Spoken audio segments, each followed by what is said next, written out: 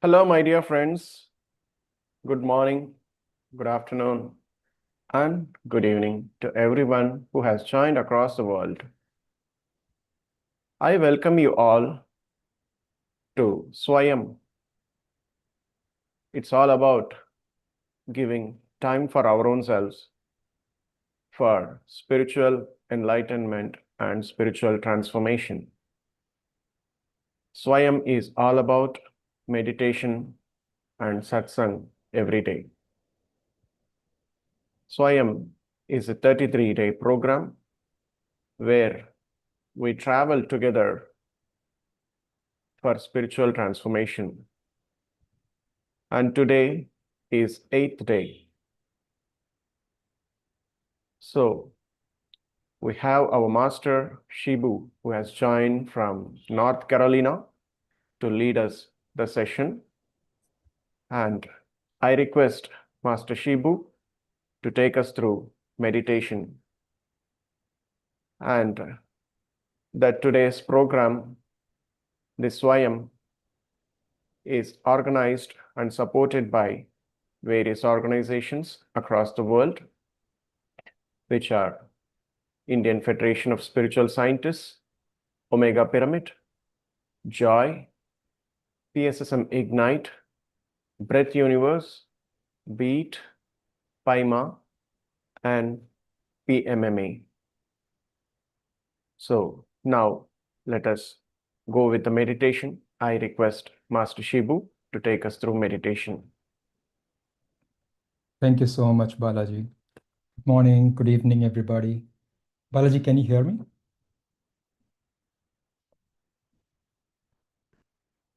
Balaji, I'm audible. Okay, good. All right. So thank you so much, friends, for joining in. This is a big commitment, right? Joining in daily. And as Balaji mentioned, used a word called Satsang, which means seekers of truth. We are all seekers of truth, joining and traveling in this beautiful journey. And friends, meditation is a science and an art. Art needs a lot of practice, consistent, sincere, and seriousness practice on a daily basis. So thank you so much on behalf of all the volunteers for joining in on time for this meditation. Let's get started. First of all, is there anybody who is new to meditation? You may just raise your hand or unmute. Otherwise, we'll skip the procedure and get started. So we can get started. I don't think there is anybody who is new to meditation, which is great. So we all been meditating for a number of days. We know the procedure very well. The posture is Sthira Sukha Asana, comfortable and stable. And the meditation technique which we are using is Anapanasati, which means breath mindfulness, being with our normal natural breath. But everything starts with the comfortable and stable posture. So let's get into a very stable posture wherever you are sitting, whether it is the chair. And again, thank you for everybody who is on video. It's good to see the faces in the morning or evening, depending on where you are. Thank you, Vikalji. Thank you, Vikal. All right. So you know the posture by now. Interlock your fingers like this and cross your feet or the legs based on if you are sitting on a chair or on the floor.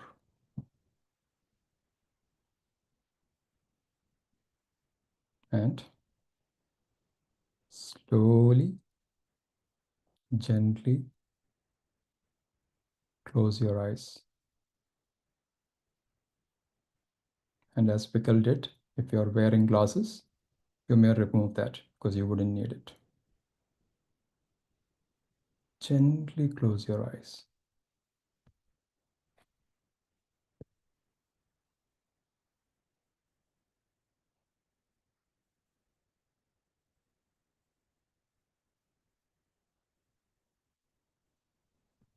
Allow the body to move. So now is the time to allow the body to move, to come to a proper rest, comfortable state.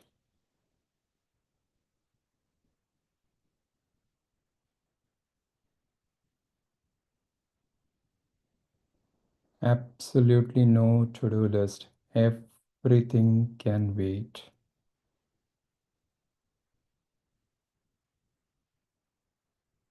This is Swayam, my time, our time. With our eyes closed, we are gently starting our inward journey.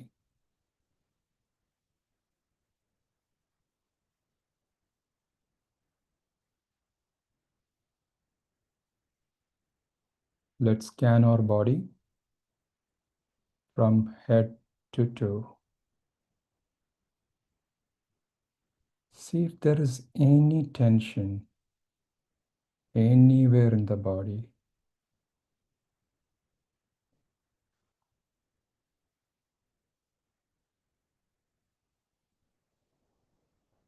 Are you holding on? Anywhere, see if there is any tension. Forehead, face. Let's check the shoulders. Is it free? Relaxed?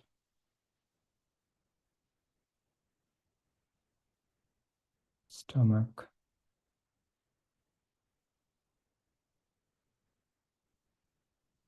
Legs. Just let go.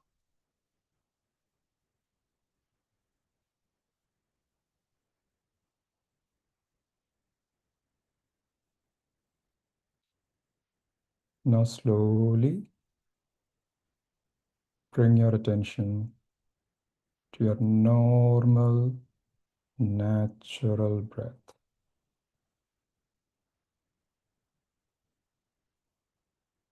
The body is parked, relaxed, and it is breathing. We are observing it.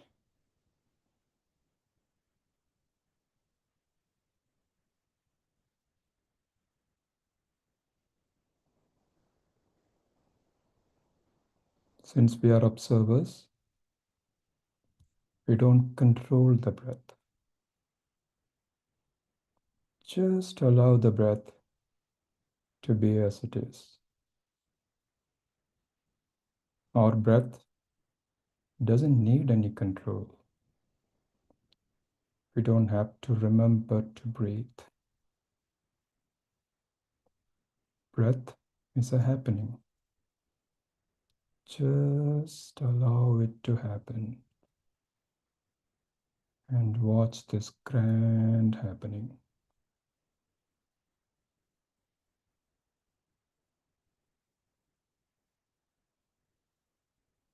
You may catch the breath at the tip of the nostrils or the tummy.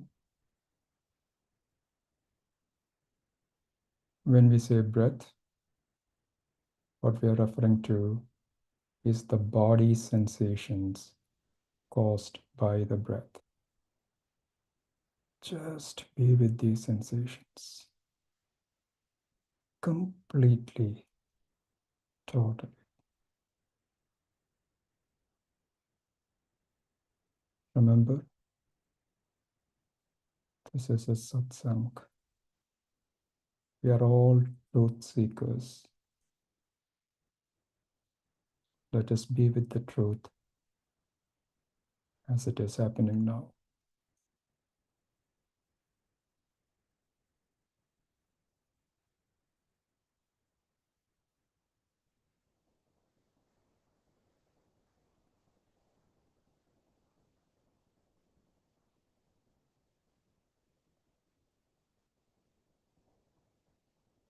If a thought comes, gently allow it to pass by. Simply come back to the body sensations.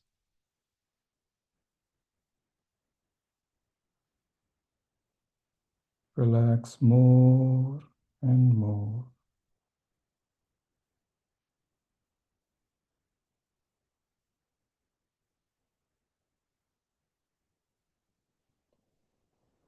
Let's allow our mind to completely dissolve the body sensations.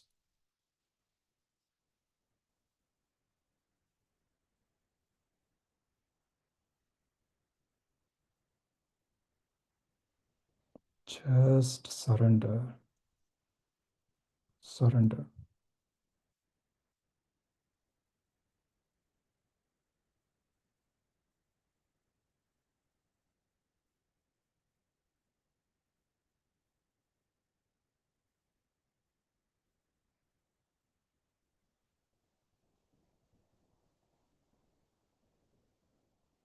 Surrendering to the divine, to the divinity in all of us.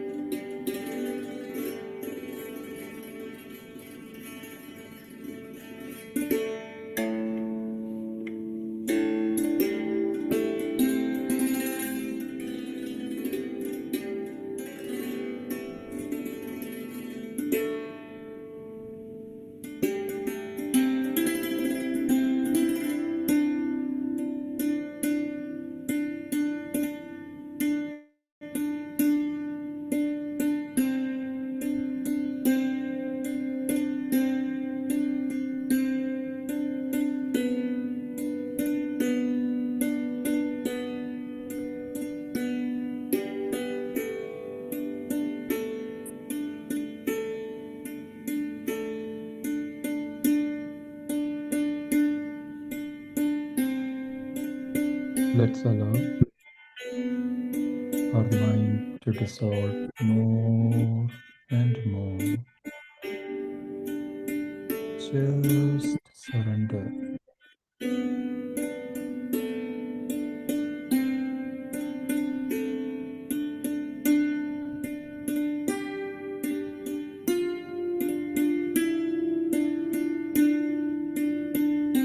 Just be with the sensations caused by the breath. Body sensations.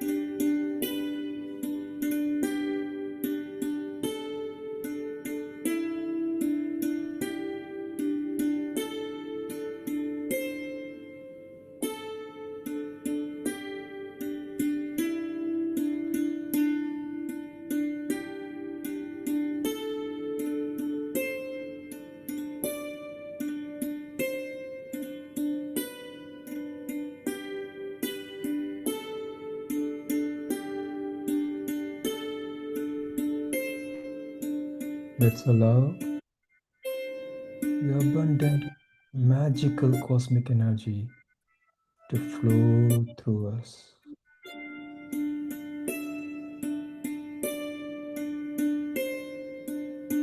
Just be a grand observer.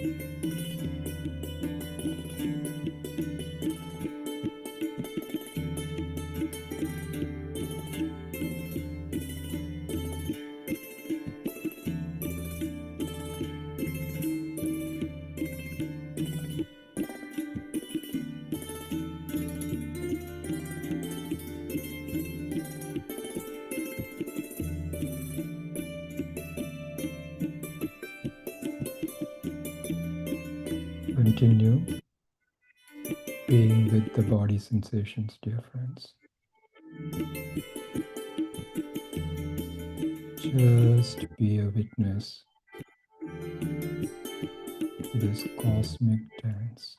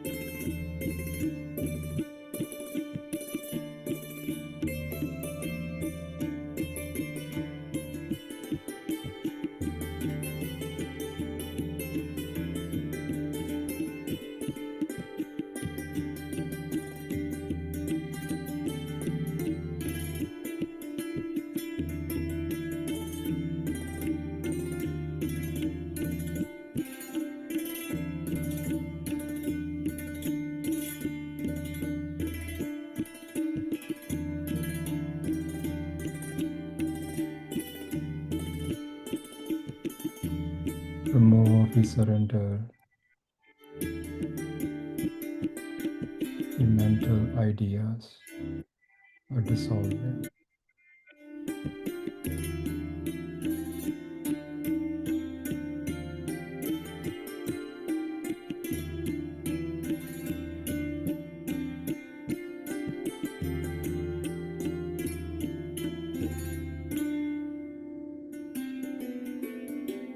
This is the healing space.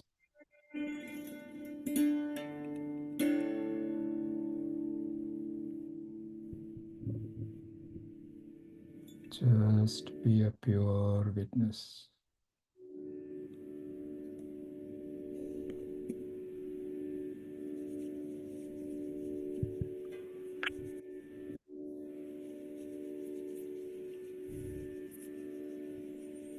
Na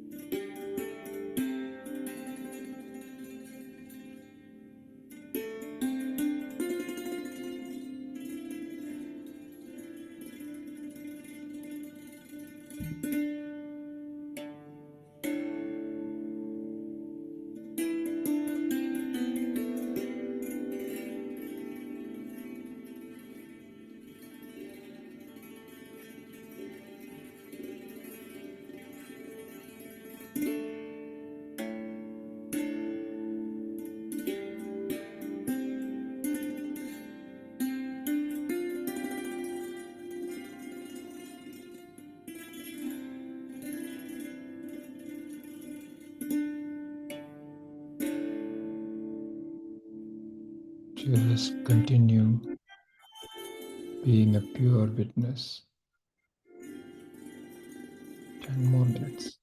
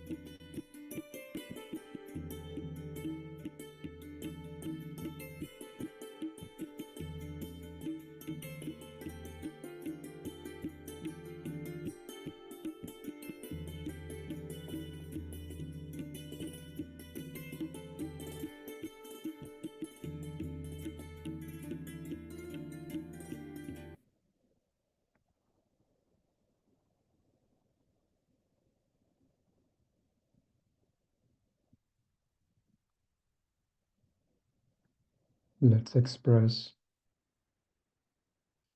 our gratitude to our own self, to all the gurus, to the entire universe.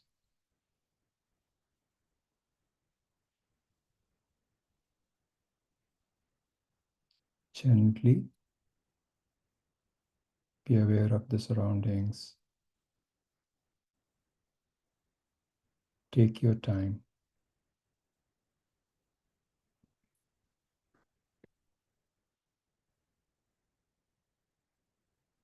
Slowly, when you are ready, gently unclasp your fingers and place them on your eyes for a few seconds, imbibing and absorbing all these miraculous energies and integrating them back into the system. When you're ready, gently open your eyes, the beautiful inner smile.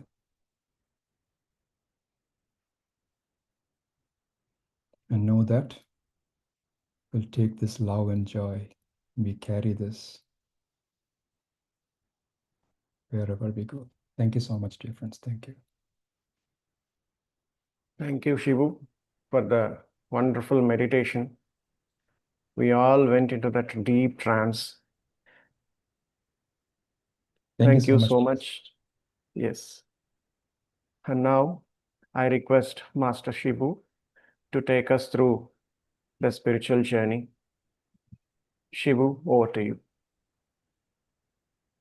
Thank you, Balaji. And again, thank you, Jenny, for playing the beautiful music. And Balaji, hopefully in some time in future, we'll have a meditation with you playing the flute as well. Yeah, sure. We'll do that. Thank you, thank you. And friends, a small apology of James Parker, who was supposed to be here, couldn't come in due to some personal emergency. My apologies for that. We just came to know right before the session. He was totally planning to be here, was excited to be here, but something just happened and he couldn't be here. So Balaji, if it's okay, shall I share my meditation experience?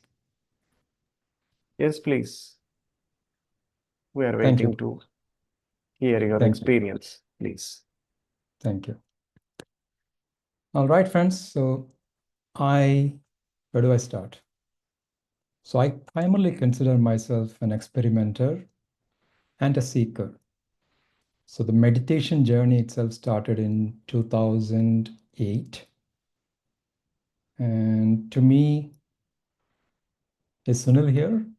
No, he's not here, right? Yeah, so I was introduced to meditation by Sunil.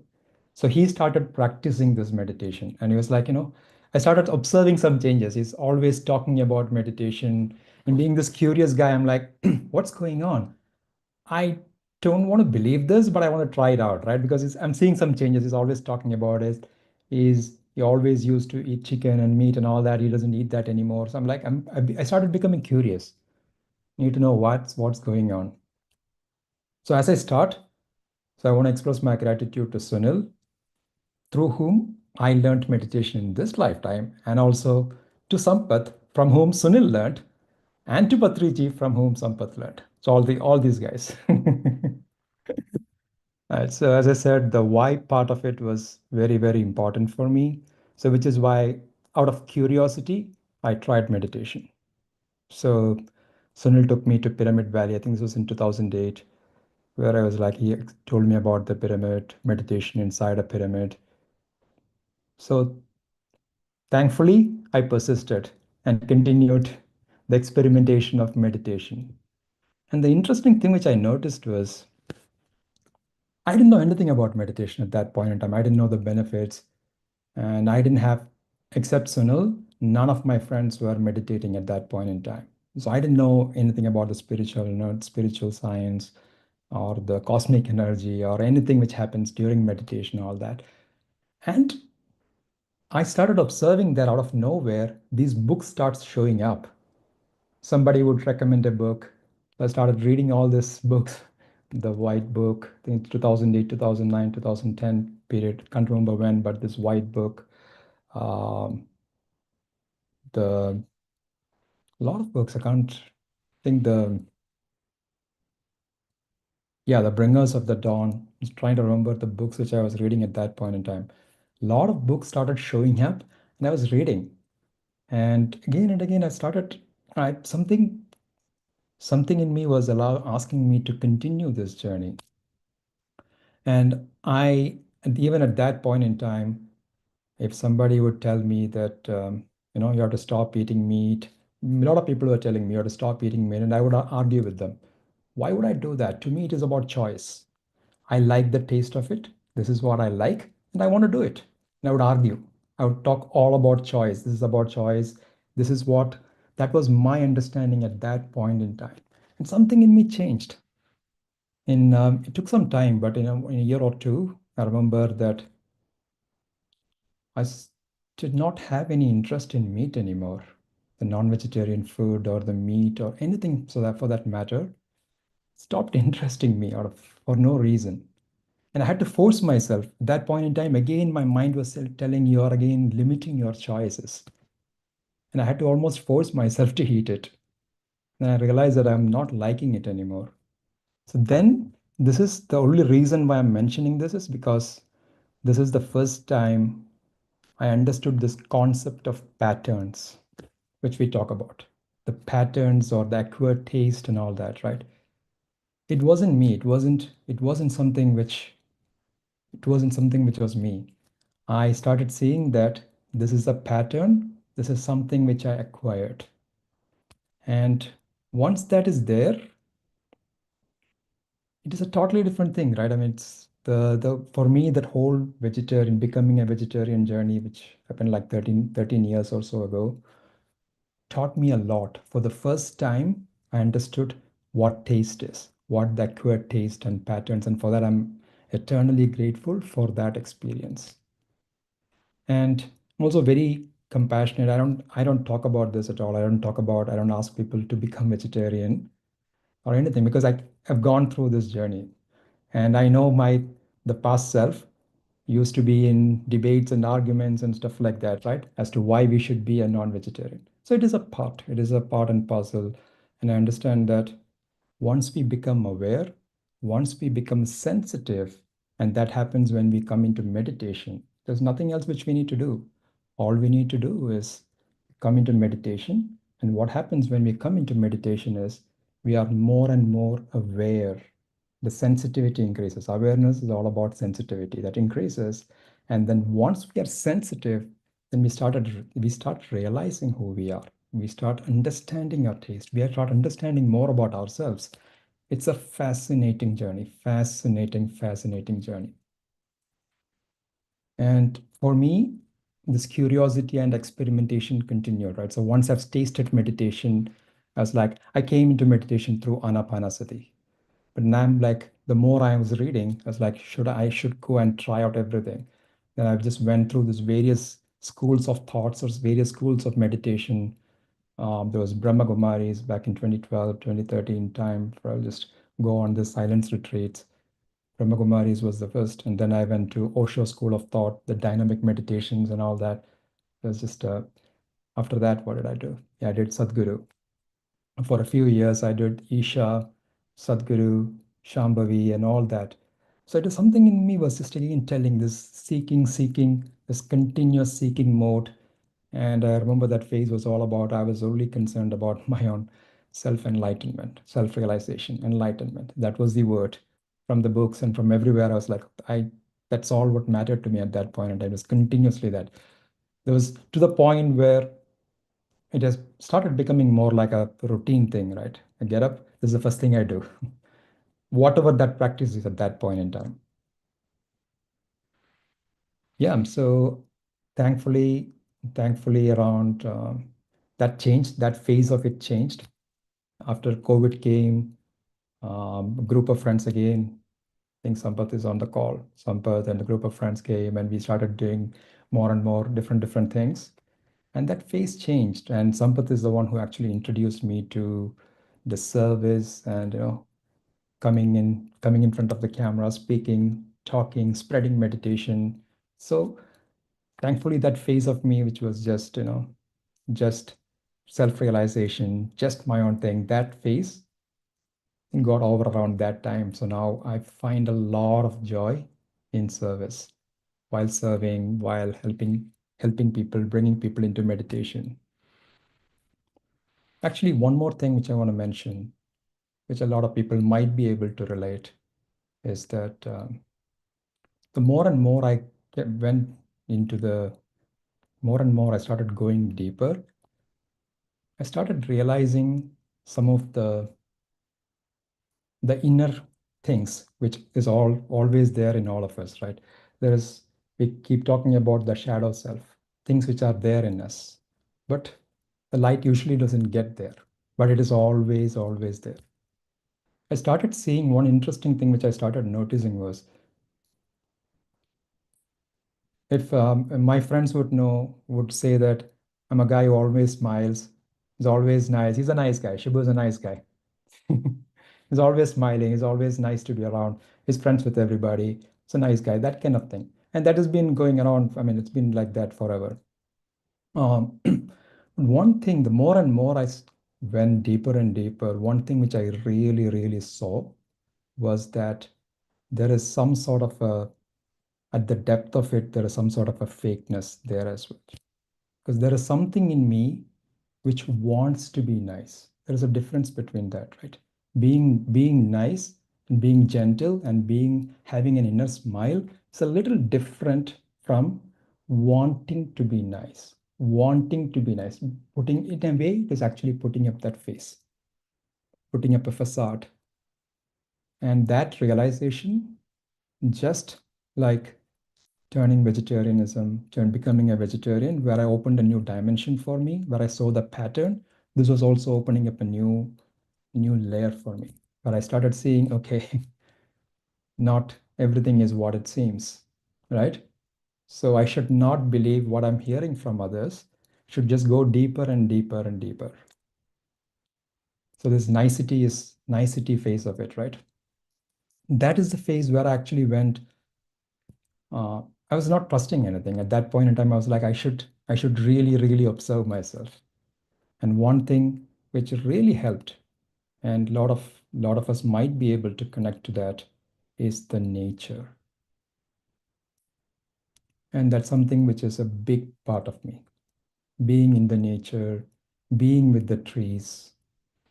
That's something which is a beautiful thing. What happens is, I started observing whenever we are with people, right? At least in my case, whenever anybody is there, they're always putting on a role. You can observe this. If you're in front of your wife, in front of your friends, most of the time, in a subtle way, we put on a role of a husband, we put on a role of a friend.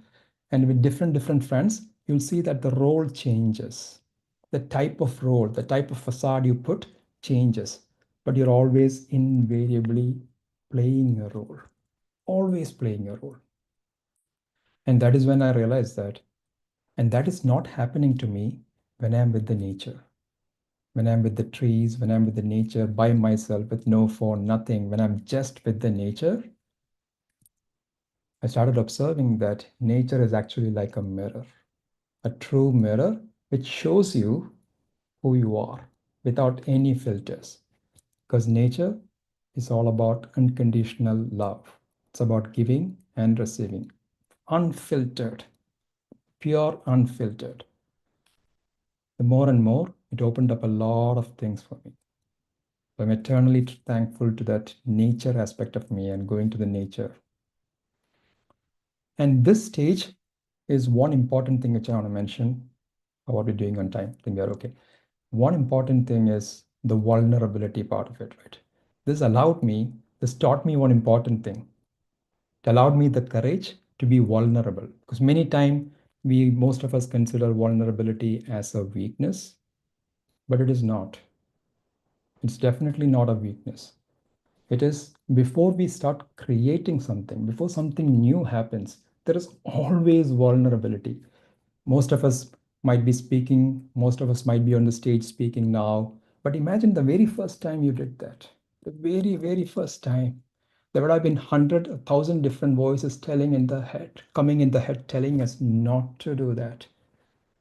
Yeah, what if you make a total ass of yourself, total fool of yourself? Don't do that, right? There'll be 100 different reasons not to do something new. And this is where the conviction, the knowingness comes in. And this is where the vulnerability, the power of being vulnerable comes in. And if you still do it, you still do it. The moment you do it, all these fears, everything else disappear. I've observed it. The moment we step in, everything disappears. But to step in, just like the escape velocity, right? There is that escape velocity. There will be 100 different reasons not to do something. But the moment we do it, it's beautiful. It was always right. Nothing would matter anymore. The 100 different logical reasons coming from everybody would just stop existing there. Just flies off. So friends, one thing which I would say is adopt vulnerability. Be ready to be vulnerable because that is the growth. Irrespective of what others say, irrespective of 100 different logical reasons, just go with the knowingness in you. Because the higher self, the universe, has a grander plan, way, way higher than whatever we could have thought from our mind.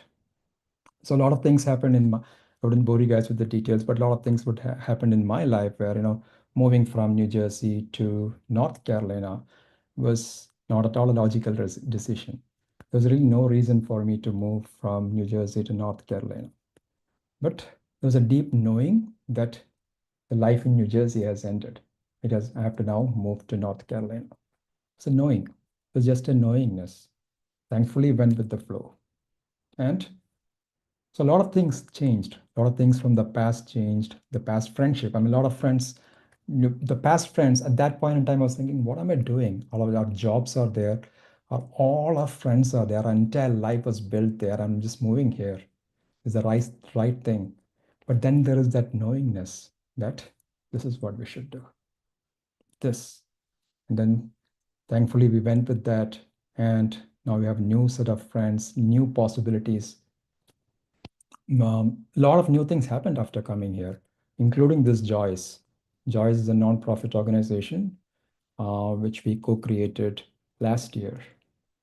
And again, all of this happened after coming here. So it is just, what I'm saying is there is a lot of possibilities, right? We just need to be open to the possibilities. And talking about Joyce, I just talked about Joyce. I just want to mention about the word Joyce, not the organization, not the organization Joyce, but the word Joyce.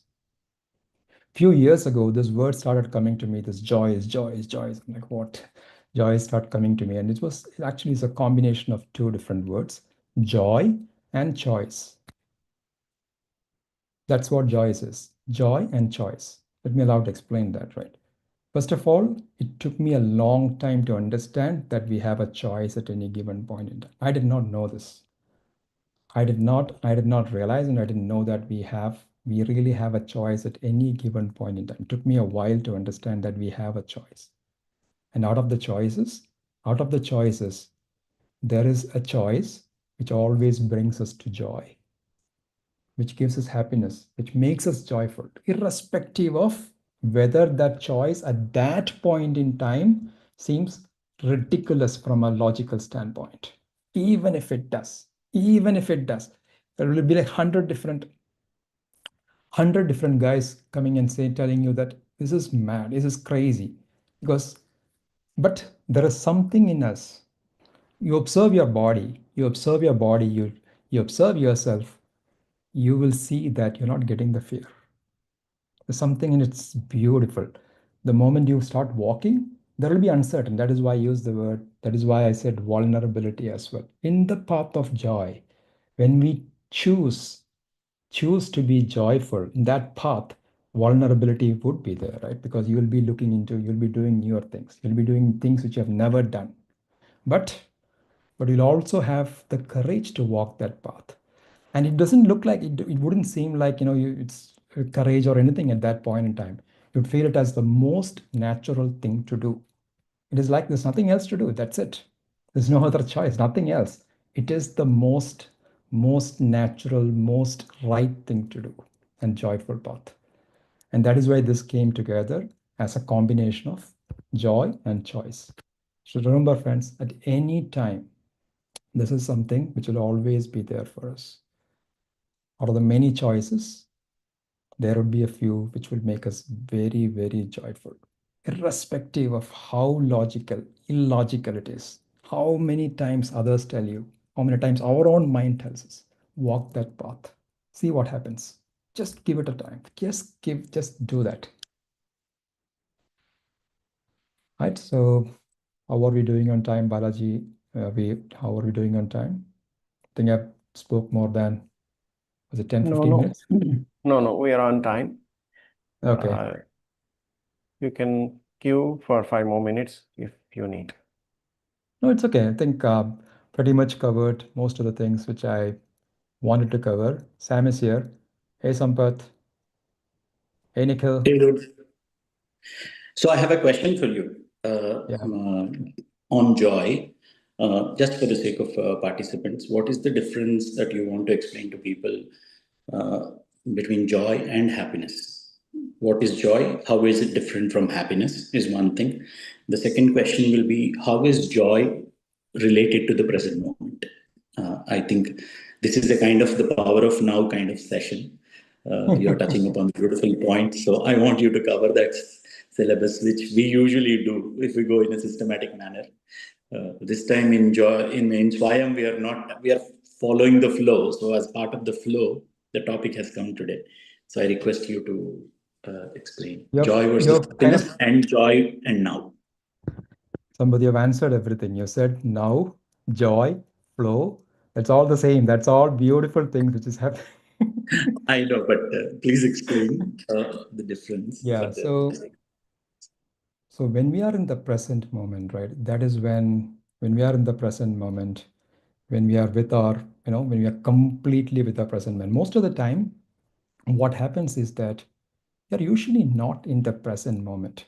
Even when, right now, as I am speaking, just observe. Are you fully here? Are you fully with me? Or is there anything else is also going on at this point in time? Something in us. Is our mind, are we in a certain state where we are going back into the past? Or, oh, here is my to-do list. I have to go and do that. I have to do this, I have to do that. Are we in this fluctuating point between the past and the future? Or are we are you really here with me and Sampath at this point? Are we really here? So I wasn't like that at all. Because always at any given point, even when something was happening, I would see that I'm always in thoughts. I'm going into this, I'm going into choices. Oh, this, here, what if I have done this? Totally unrelated things, hypothetical scenarios I would just go into, which is nothing related to what is unfolding right in front of me at this point in time. I would just get stuck in this versus this. And I realized that, it's a perpetual thing. When we come back to the now, when we come back to the present moment, and we are totally present here, there is something beautiful which happens there. There is nothing external which you need at this moment, at this point. When you are totally here, joy is not something which you seek from outside. Joy is not something you need. You don't need like five different external things. You don't need objects to make you joyful. You are that. You are naturally that. When you are fully in this present moment, in this state, when you are fully aligned with the truth. He used the word, Sampati also used the word flow. Naturally, he said, naturally came with the flow.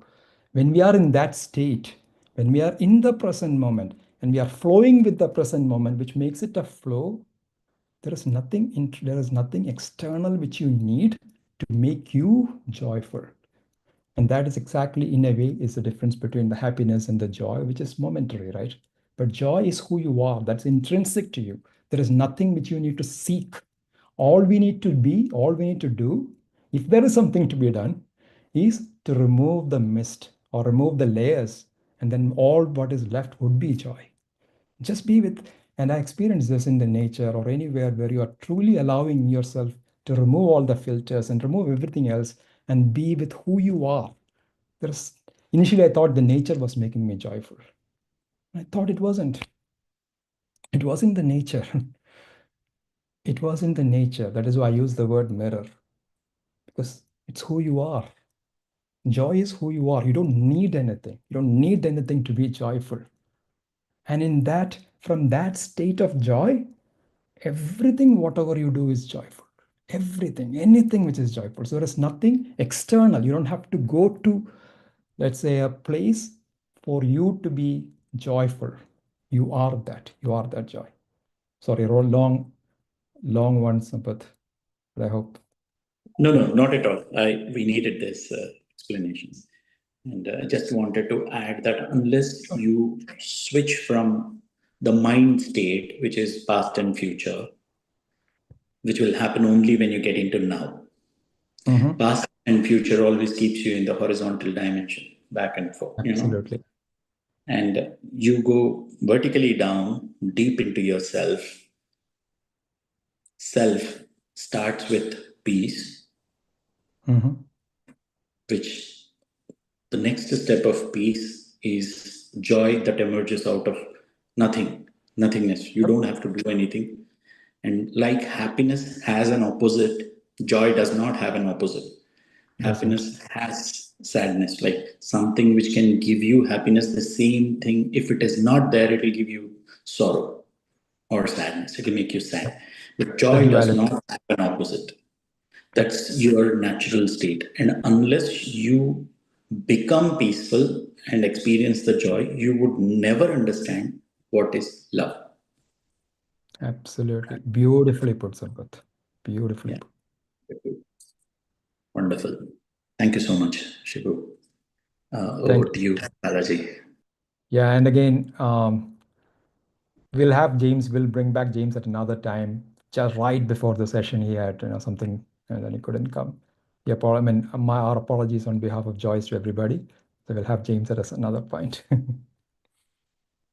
Hi, Shibu. I have one question. Hey, Balaji. Like I think you Nikhil's said, hand was also on. Sorry, Balaji. yeah. You said everyone will be having 100 number of thoughts running, which forces us not to do. And we have to hear one voice, which gives us some motivation or inspiration to stick with the path. And I would like to know what is the motivation and the inspiration you received, the only one thing for sticking on to the path of spirituality and to grow up to this level as a master. First of all, Balaji, I don't consider myself a master. I consider myself a seeker, because that seeking, to me, it started with a curiosity, and I'm still curious. But I'm learning more and more. It is not started with the different techniques. It was in the level of techniques, books, etc., etc., etc. Now I am seeking to know more about myself, the layers within the self, right? It's a fascinating thing, and I've seen that. I've only scratched the surface of it. To know more and more and more about myself, and that is the curiosity. That is the path. There has always been the thing that being curious. I mean, being the curious is a very, very important thing, because everything else comes with that, right? So to me, even when I'm going to a place, let's say we're going to Kashi or Kumbh or anywhere, right? It is not about going to that place which motivates me. It's about putting the body somewhere in a different places and seeing how it responds, how you respond, what is changing in you, what is surfacing in you, right? And you're getting to know more and more dimensions, more and more about yourself. Like I was explaining in the journey. So that facade which I put in, that facade, I did not know. I really thought I was a nice guy. That nicety, right? I didn't actually realize it. So this curiosity is all about understanding and realizing more and more and more about self, Swayam, self. And the more I see I feel that it's about remembrance. It's about, it's not about becoming or trying to be something. It's not about trying to do something. It's not about that. It's about just being there. There is not a lot of work to be done. It's not a working. You just keep going with the flow, as Sampath mentioned, the flow, flow, flow. Keep enjoying the moments, keep going with the flow. And inspiration is not a word which I would use, because inspirations will only take you so far, right? You might be inspired, you can just read a quote. It might inspire you for one day, maybe inspire you for half a day. But that's not going to take you far. That has to come, that urge, that sincerity, the seriousness has to come from within. And that is the soul thing, right? The soul. And it'll come. But yeah, it's a journey, and we're all doing the right thing, right? As we started, Balaji, you mentioned the word satsang. We're all seekers of truth. We had 15 other choices. We could have been somewhere else. But all of us, there is something in us which told us that in spite of all those choices, this is the one I hate to be here. I choose to be here. There's something which made us choose this. And that means that we are all curious, right? We want to know more and Correct. more. We want to enjoy this journey of meditation. So meditation is Right. not a 30-minute thing or a 40-minute thing which we do, right? It's not a doing thing, it's a being, it's a self-discovery. That discovery process, the discovering more and more, what else is what keeps me going. Everything else is incidental, is all I would say. Just knowing more and more and more about myself. Yes. Well said, Shibu. The word curious, that was the key ingredient for everything to absorb in front of you. I mean, to be aware of everything that is in front of you. Well said. Thank you, Shibu. And now our friend Nikhil is there. Let us speak to him. Thank you, Balaji. Hey, Nikhil. Hi, Shivu. Nice Hey. to hear your experiences. When you were quoting your experience, you said that during the transformation stage, you were not sure about whether it is really your nice or you're faking it, right? Yeah. So, whether you didn't get the same question when you are into spiritual path, whether you are doing it for yourself or doing it for, you're feeling that it is okay, it is very good, or you really need it. So people normally do it for others, or an instant relief will be there when you are coming into spiritual path. So how did you differentiate that, and how did you know that it is, yes, this is the real path I wanted to? So I just wanted a little clarity about that, because so Yes, many of, when they're coming into spiritual journey, they get confused. They get some instant relief, they come and do the journey of spirituality or meditation, and after some time they again go back to their normal lifestyle. So how did you manage to stay here, and you felt that it is required for you? So what is that? yeah, yeah. First of all, Nikhil, thank you for being on video. So it was that getting that feedback is always helpful, right? The more and more you speak, if you have people on video and you can see the face, it's always helpful. So thank you for that. And in terms of your question, two parts to this, right? First of all, yeah. First of all, that the fakeness and my spiritual journey, why I continued, probably two different things. As I was explaining to answering to Balaji's question, right?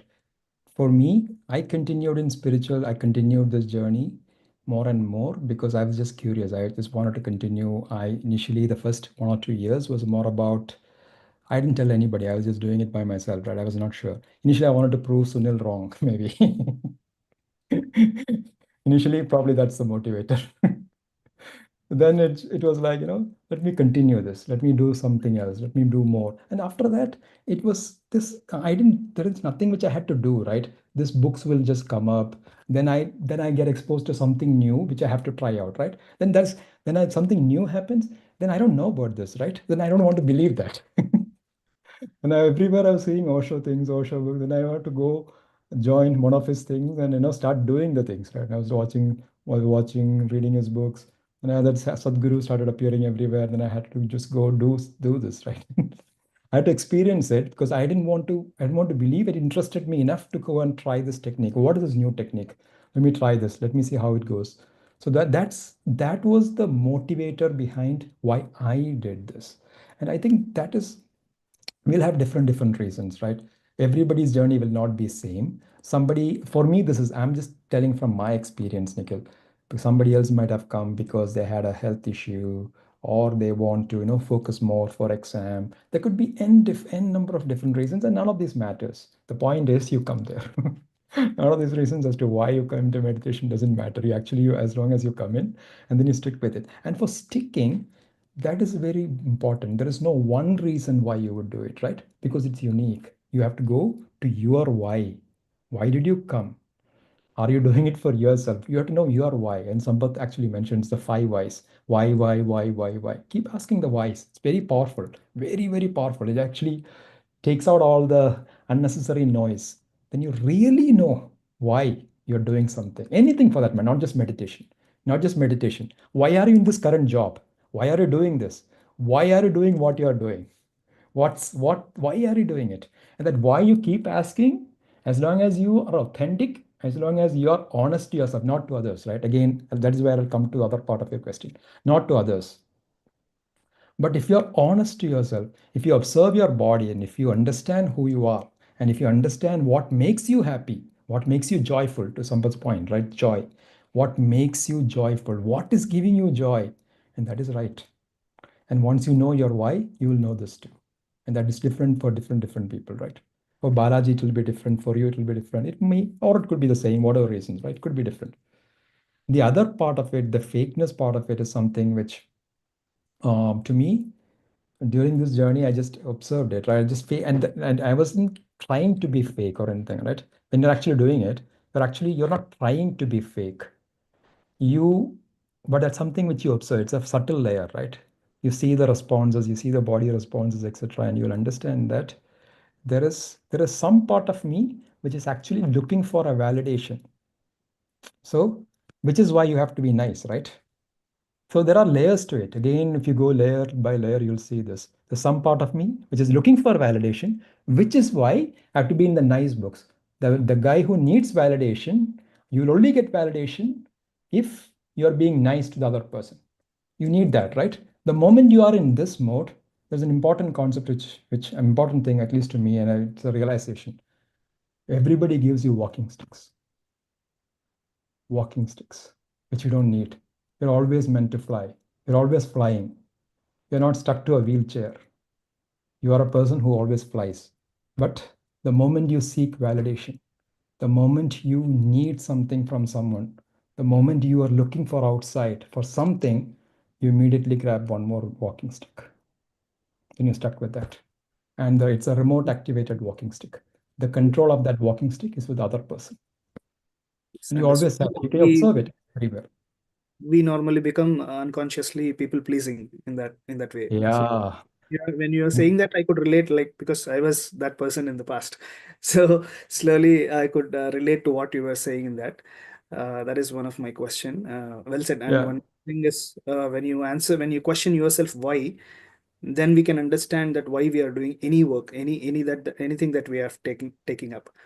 And that is one more question. And I have one more doubt. So when Yeah. you started your journey, spiritual journey, you might have experienced that your past friends or past relations, getting a little bit away from you, away in the sense no much interest in interactions with them, and you might have got new friends where who all seekers will be there, and you would have become much more closer to them. So how did you manage these things? This happens to every one of us.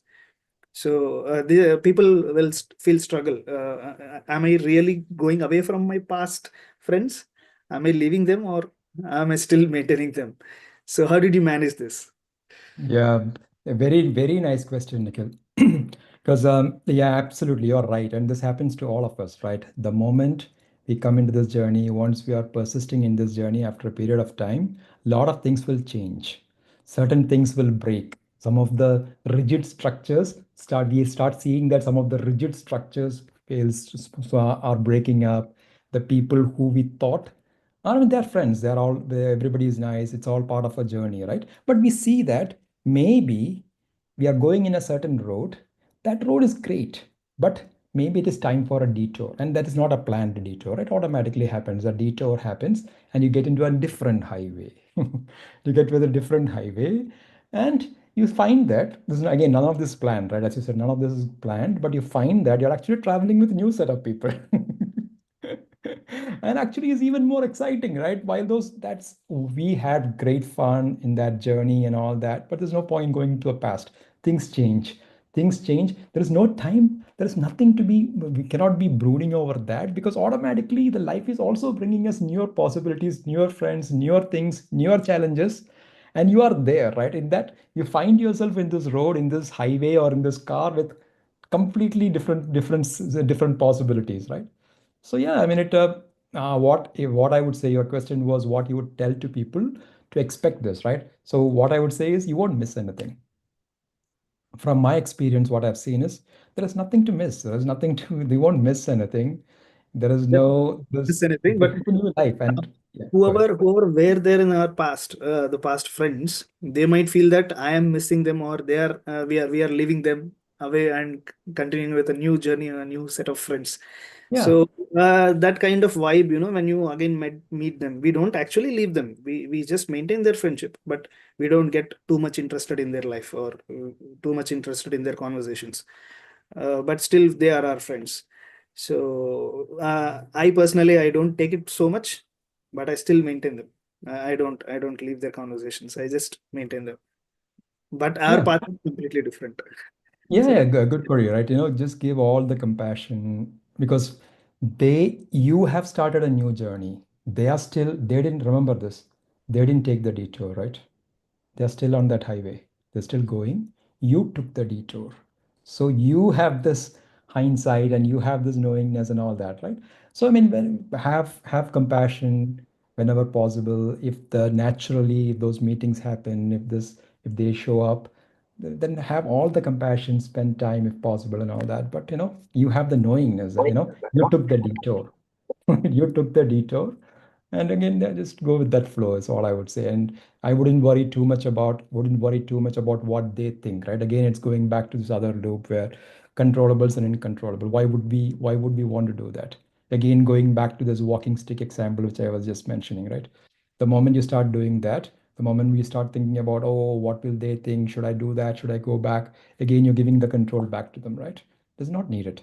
And actually, these things, once you are in this journey, once you go that path, these things wouldn't even come up. These things wouldn't even come up. And this more and more, those phone calls or whatever, right? If it is not meant to be, you would see that they won't show up. And this is one thing, right? The moment we are in dharma, we are in the flow, we are following the path of the universe. Universe also does, it's a give and take, right? Universe also does a few things. These things would not show up, is what I've seen in my experience. But thanks for the question, And Nikhil. Wonderful thank you so questions. much. Thank you for your Sampath would, wonderful. Sampath would like to add one point on this. Over to you, Sampath. Yeah, the Please do. same questions which Nikhil brought out. Just wanted to add these points. There are two sides of us. One is the social self, two is the actual self. The social self is always need based, whatever you do, and it is not truth. You need something, so in order to get what you want, you become something else to the source, whether it be a person or a situation, whatever it is. Otherwise, you won't get it. Suppose you want to be a good husband, you want to be treated as a good husband. You have to become a husband, pleasing husband. There, you want to get the love and affection from the wife or father. Any relationship is like a social based thing, including friends. Even in your social circles, whatever you are looking for from people, that's your need. So, which forces you to fake. But you need to know from within, as Shibu realized that it is faking. And he joyfully, when you are going closer to your spiritual self, the actual self, it keeps looking at you all the time. Why the hell are you faking? It is fake. Do you have to fake? Soul keeps showing your true qualities from within, and it will not allow you to succumb to the needs. Yeah. So That's there will true. be a challenging situation for every meditator. Whoever starts the meditation, they will have a circle first of people who are in the material life, who are need based, very transactional in nature, almost everybody faking. You are also one of them. No judgments there. Yeah. And once you come into spirituality, you are with being, not into doing something. When you just be without doing anything, truth naturally comes out. And it is not people who you are choosing. It is the frequency that you are tuning. Yesterday I went to bar, so I met drunkards. Today I went to temple, so I meet devotees. You changed your tuning. So this will happen because on the way of truth, you will only find truth seekers. Right? So you should congratulate yourself that you chose truth. That's one thing. I'm connecting to myself and to all. And remember, Absolutely. the Beautiful social point, self is always material based, physical world based, physical body identity based. Whereas the spiritual path will always talk about that you, which is not confined to this physical you. So, one more important thing I wanted to say is on the path of this is the most important challenge everybody will have. Whoever is going deep into meditation, people who have done vipassanas, they know very well. Shibu, you also have done vipassana, so you connect with this. When we go to vipassana, we go like, okay, now I have started meditation. I have now I'm doing a long meditations. I am now something kind of ego pushes you into vipassana. Once you go there, धज्जियां उड़ जाएंगे तुम्हारे भागने को मन करता है. You feel like running away on day 2, day 6, whenever you go. Is this me? So you also switch from self-obsessed spirituality to a truth-based and self-awareness-based spirituality. You will not see why I start meditation. Just because I have started meditation, I don't have to become a master. I have to become a master because I have mastered the act of seeing the truth and accepting the truth and aligning myself to the truth. And ego and mind keeps popping up many times in many forms. It will keep telling you whatever does not please you, right? Suppose Vikalbai knows how I keep playing with the egos. So I deliberately insult a person in front of friends and I'll see how he reacts. I want him to take the responsibility of I want him to get into a state like, why did I create this reality? Instead of Sampath has done this. While you are walking on the path of spirituality, you should also transition from self-obsession to the self-awareness. And mind needs to be bloody conscious at this stage.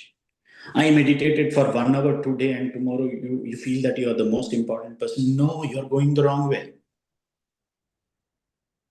Again, you're trying to please your ego. So watching the truth consistently on the path of truth, there will always be a test. You will have to pass that test.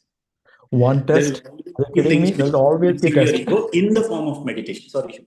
For example, there are so many people who come and say, today I did a great meditation. Today I could not meditate, very bad meditation. The whole purpose of meditation is to take you beyond good and bad, which belongs to mind.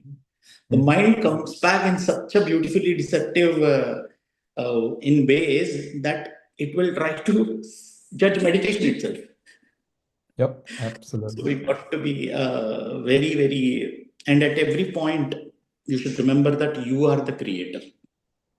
There are no heroes, no villains in your life. You attract them based on your situations, based on your needs, based on your evolution.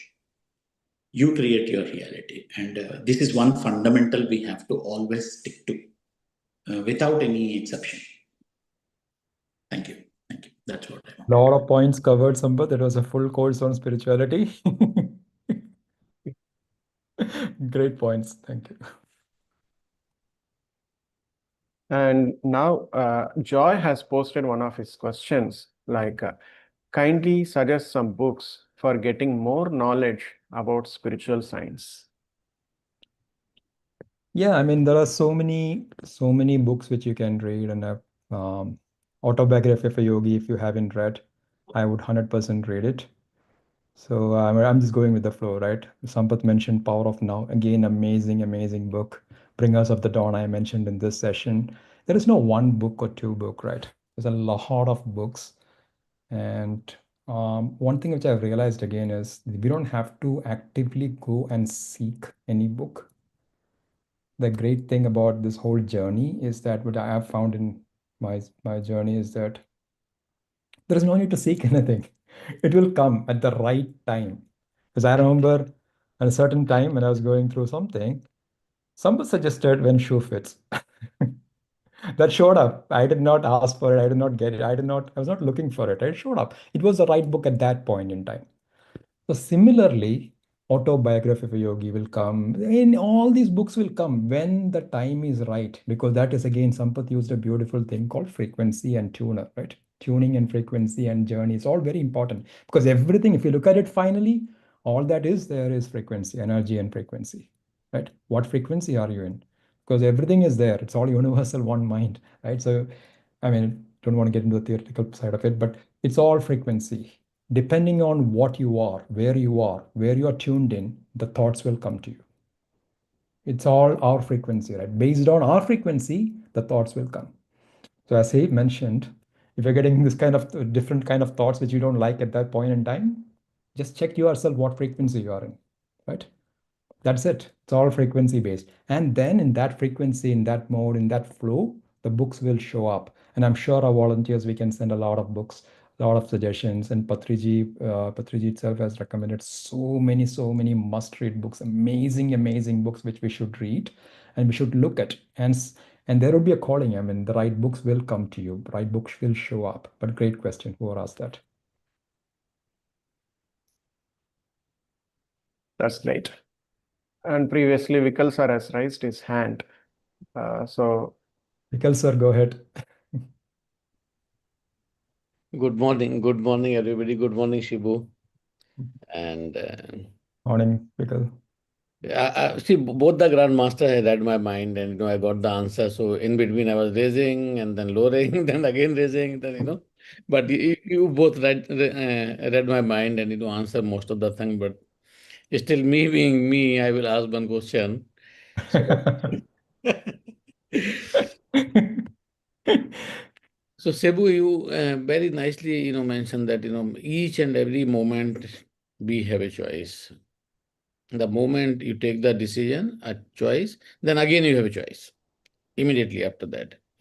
So, when we choose something, take a choice, sometime it is good. You feel like, okay, I have taken the right choice. Sometime it is, oh my God, why did I do that? I could have gone that path. And you start inviting the good and bad tag on that choice and get into the journey of the uh, craving or aversion if we talk in the Vipassana language. But how do we manage those kind of situations when we have taken some choice, whether it is good or bad, or without giving the tag? Then how you uh, get into that, either whatever choice you have taken, accepted that fully from your heart, or uh, keep thinking and blaming that why did I do that? How you manage that kind of situation after taking the choice? Then again you have the time to take choice, you can choose something else. Yeah, Vikal, one thing on a lighter note I'm seeing is the Vipassana language is staying with you. The good and bad, aversion, craving. Yeah, but great question. Great question. As you said, that choice, right? There is no, first of all, there is no good or bad choices, right? Choice is a choice. Whatever you choose, irrespective of what you choose, it doesn't matter. Whatever that choice is, and that's only learnings, right? Whatever you chose, you have learned something. And with the more and more we come in spirituality, we understand that every choice, because you chose this, Sampath used a word, you create your own reality. When you really really understand it, when you look at it in totality with everything, you understand that your choices, you have chosen it, right? First of all, you have to realize that you are choosing this. That's a big realization. To me, it wasn't easy. I didn't know that I was choosing things. To me, it took a time. It took a while. It took many years before I realized that I was choosing actively. So when you choose it, when you actively choose it, when you make, there is no mistakes. I don't consider anything as a mistake. No. And this is the moment you start thinking good and bad, mistakes and all that, you'll always be judging yourself. Why did I do this? Why did I do that? No, I mean, you did that. You went with the choice. Whatever it is, that's your choice. Why, it's not good or bad, it's just a choice. And then you learn something out of it. There's something. The good or bad is only at the mental plane, right? You'll say this or that. And the moment the Steve Jobs talks about connecting the dots, how are you going to know what is good and bad? The good and bad, if it needs some time plane, it's need a timeline. The good and bad needs a timeline, right? But if you have to plot it over a period of time, and the good and bad keeps changing, any decision you make, for example, you decide to move from India to US for just the sake of it. How do you know it's a good or bad? If you plot it after 6 months, it might appear as good. After 2 years, it might be different. Again, after 4 years, it might be different. How do you know? How do you know? Why bother about it, right? Why bother? Decision is a decision. Decision is a decision. Go with the flow. Choose a decision. Choose whatever it is, right? Whatever feels natural. When the body is at ease, whatever is natural, you'll know the science, right? You will know. The body will never lie. The body will know. When we are choosing something, when the body feels natural, then there is no question. There is no question about yes or no, right or wrong, because in your body you will know it. Yeah, And that's something which is not theoretical. This cannot be theoretical, right? Because this, you have to walk the path, you have to feel it to know that. And only you will know that, only you will understand. The person who is walking it will really feel it. And to others, it might say, what is this guy doing? This guy, why is this? And you wouldn't even be bothered about it because you know it is right. The yeah, knowingness is very different, right? The knowing is something which is your own. There is absolutely flow with it. Absolutely flow with it. And again, I wouldn't bother at all about the good or bad, right or wrong, because that's anyway BS. thank thank you, The thank right things you. will anyway manifest. Go ahead, Sampath.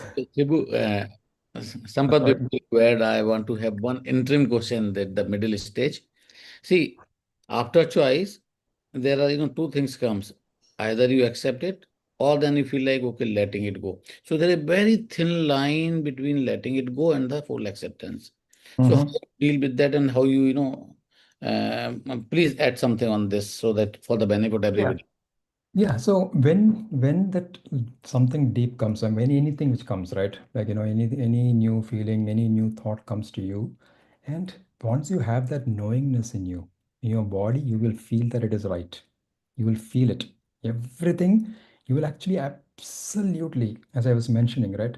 Your body will be at ease, irrespective of how crazy it might sound, or your mind starts saying, in your body, you will feel it. That easiness, you will not feel any tension or any negative things in your body. Your mind will say that your mother, but in your body you'll be absolutely at peace. And you will know there is that knowingness, and the knowingness, and that again, that is why I kept coming back to that knowingness. That knowingness is very personal, right? That knowingness is your own, very personal. And what I have also seen is, once you accept that, once you surrender to that body, right, once you surrender to the decision, at that point in time, that go with the ease, with the joy, whatever makes you joyful. And again, the joy is not external, right? All I'm saying is my nature is joy, but what is taking me away from joy? That would be the thing, right? That's who we are. What is actually taking us away from it? I wouldn't do that, that's all. So just be with that flow, be with who you are, be with the joy, and flow with it. That's all I would say.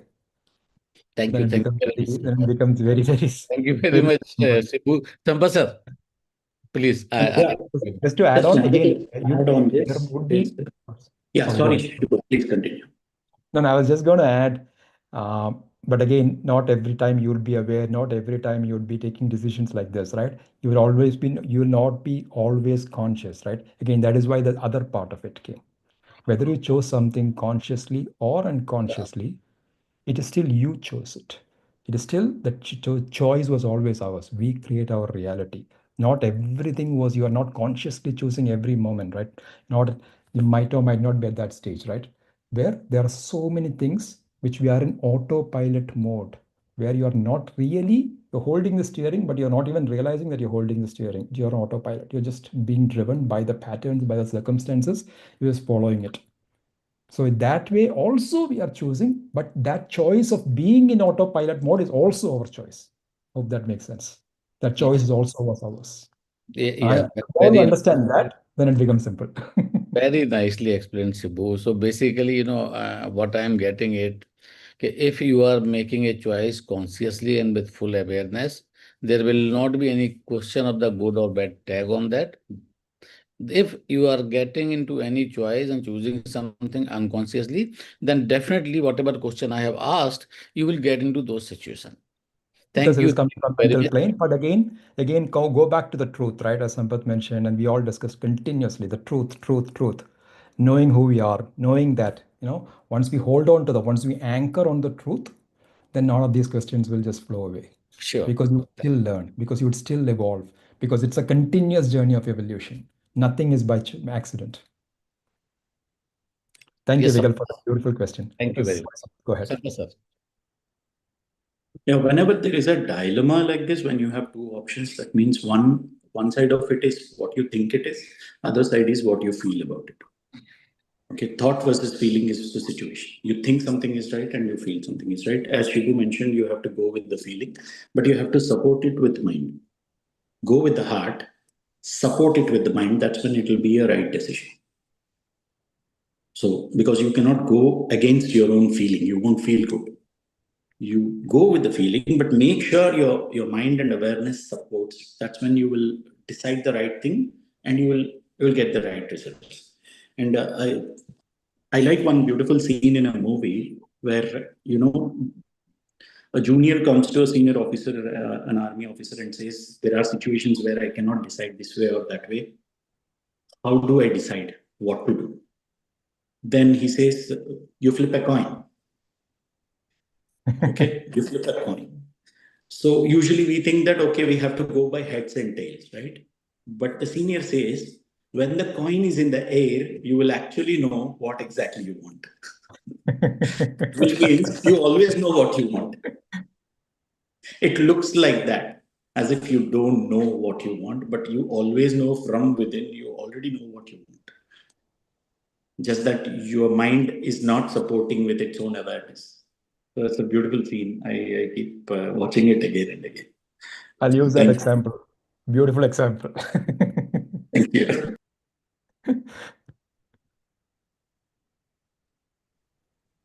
Yeah, Shibu,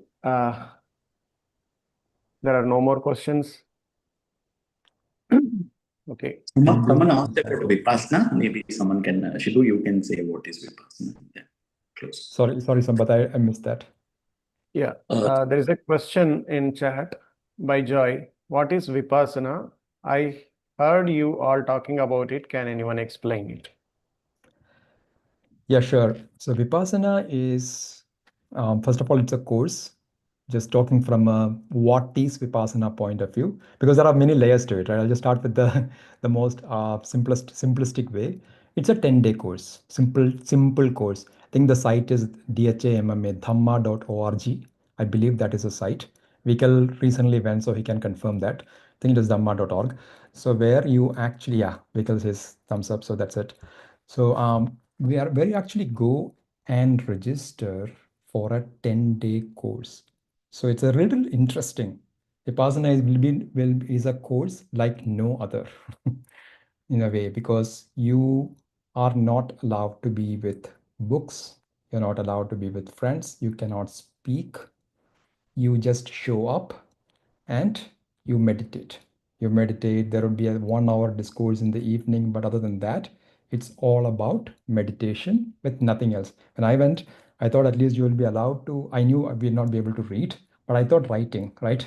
When you're sitting by yourself for a long period of time, something you have to pour it out from your head, right?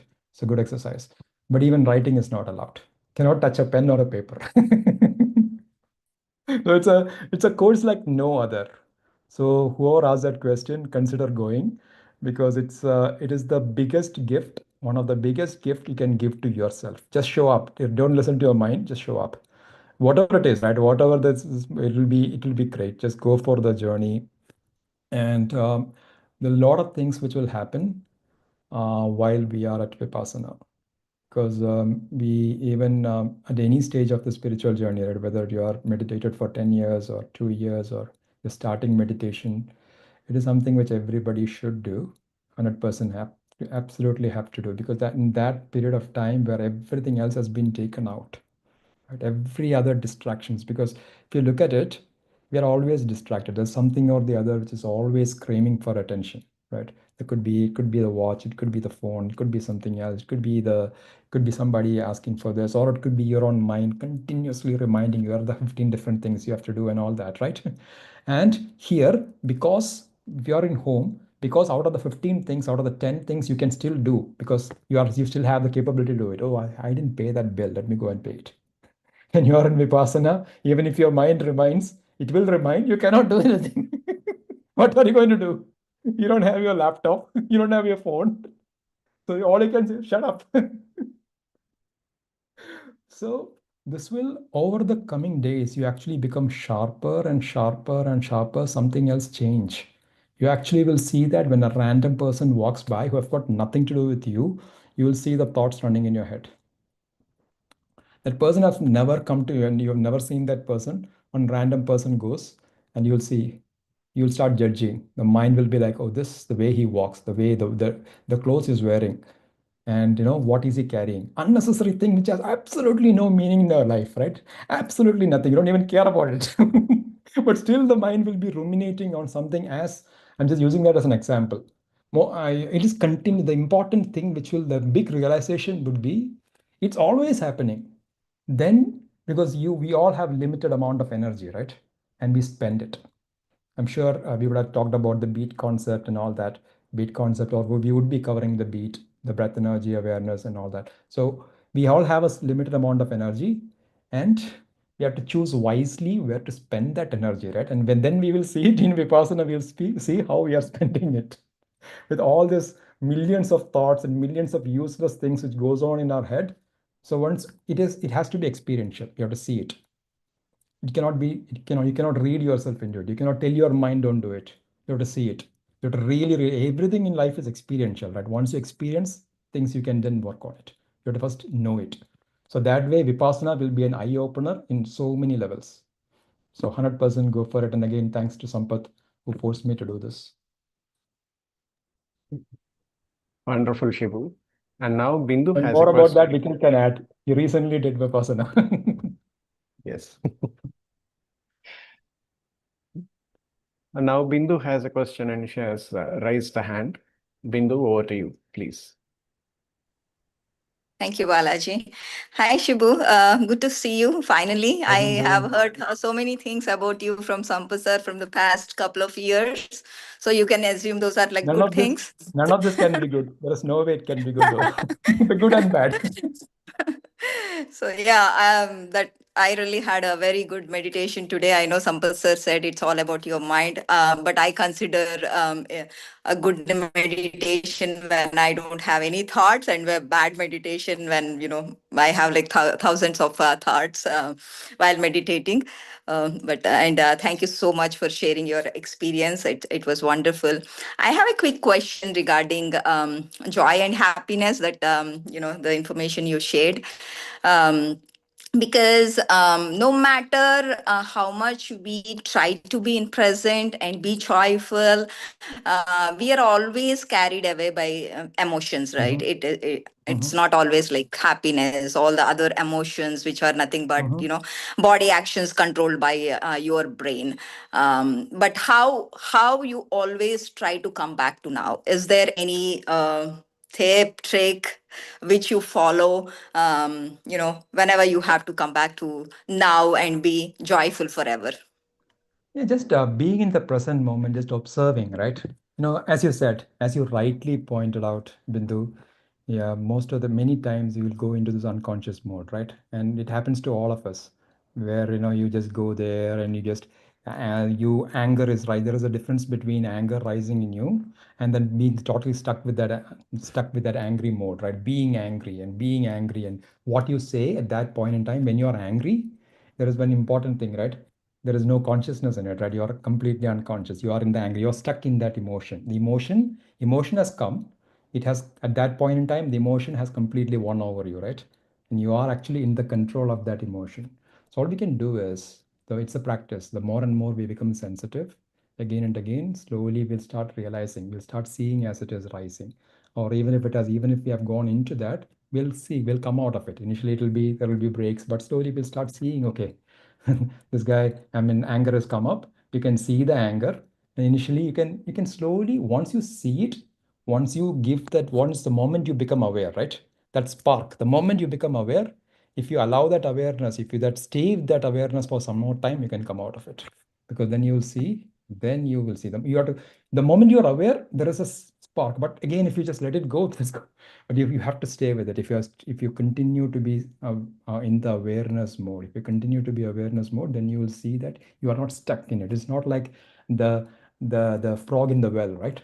If you are inside, if you are stuck in the emotion, if you are trapped in the emotion, you are like the frog in the well, you are inside it. You don't have the overview. The moment there is awareness and light, there's no difference, right? Awareness is light. The moment once you are aware, there is light. Slowly, you start seeing things. In a way, if you go with the same frog in the well example, actually you're coming out of it. You're seeing the overview. You're actually not seeing that there is a world outside the well. Some So of you the have things. to like become an observer, Yeah, not it's being. easier said than done. Easier said than done, as you pointed out. But that is where it is practice. It is not a one-day thing. It is not an insight or a motivation thing, right? It's not a one day. The more and more we sensitize, the more and more we come into awareness, then we'll see that these are actually very naturally we can come out. We will get into this. We'll 100% will go into that, but we can come out of it. We can surely come out of it. We stay with the awareness. Sam, surely. Okay. Thank you so much. You asked for a tip or a trick, right, Bindu? Okay. Yeah. And a tip or trick for to be joyful forever, right? Yes. Joyful forever, you change forever into joyful for now. There's no difference. Both are same. Because every time you need to be joyful, you need to be in the now. Yeah. Forever is future. Cut that future. Future. Joyful for now. Take every moment, one moment at a time. Choose joy. You will be joyful forever. So don't bother about forever. Bother about now. Every now. And, Every now. and then the one beautiful thing, about beautiful point in that now, right? In that one, if you are fully in that now, that moment is forever. Yeah, that moment that is everything, right? That moment has everything. It's not a time thing. The moment you are fully in the now, there is no time in it, right? There is no time. Because of which it's everything. It's also everything. It's ever. I keep telling people, if you really understand now, you have fill in the blank, reverse the word now. You have One. Yeah. So that one thing is enough. Trust me, the Power of Now book, which you are reading, I know. Very soon, I want you to share your learnings from the Power of Now on this session, Bindu. Sure. Thank Yep. you. Someday. Thank you. Thank you. Thank you. Thank you. Thank you, Bindu. Thank you. Great question. That was wonderful. And I see no more questions in the chat. So thank you, Shibu, for the wonderful session. It was most enlightening journey you have shared, and great questions and answers in the satsang. And I thank everyone for joining today. And also I thank all our supporting organizations for conducting these sessions: IFSS, Omega Pyramid, Joy, PSSM Ignite, Breath Universe, Beat, PIMA, and PMME. Thank you, Shibu, and thank you everyone for joining the session. Let us join tomorrow at the same time for the day 9 of Swayam. Thank you very much. Thank you so much, Balaji. Thank you all.